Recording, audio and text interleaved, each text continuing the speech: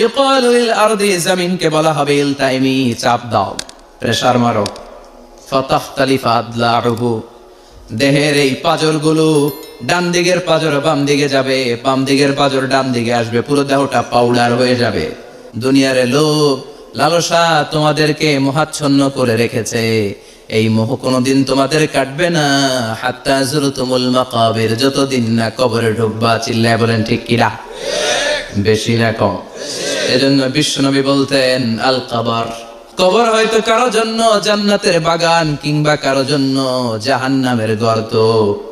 আমরা আল্লাহর কাছে দোয়া করি, আল্লাহ আমাদের সকলের কবর গুলোর জান্নাতের বাগান বানিয়ে দাও।